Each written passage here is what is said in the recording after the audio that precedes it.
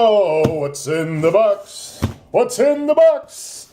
We are wondering what's in the box. What's really going on, PEZ collecting fans? Josh the PEZ guy here on the PEZ Book channel. Do me a favor, leave me your questions, comments, concerns, any and everything down below. Now then, at least they shipped it in a box. Oh, did they enclose a note? Let's see what they said. Oh, thanks again for the purchase. You're welcome, Dave. Thanks again for the item. It's all wrapped up here. Let's see what is in here. Oh, I heard it fall. All right.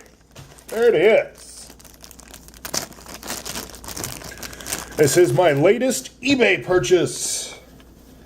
Look at the paint on that one. That's mainly why I bought it.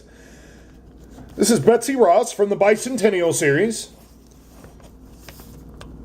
I'm not sure if you can see it there. 2-6 Austria. There's a little bit of damage to the stem here on the E and the P. Let's see if we can see it a little bit better this way. Focus, camera. Focus. Thank you. And an IMC3.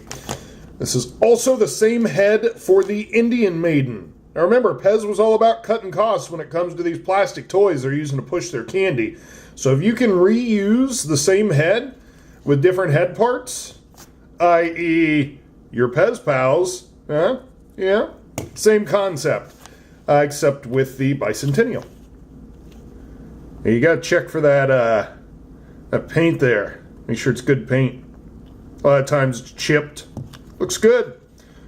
Candy pushers on the head. Good looking PEZ dispenser. Way to go, Betsy Ross. Way to go. Also, she will come on a light blue stem. The light blue stem is a little bit harder one to find. Then the Indian Maiden, she'll come on a red stem and then a green stem as well. Kind of neon green. Cool looking dispenser. So there you go. There's the latest thing I got. And what was in the box. So until next time.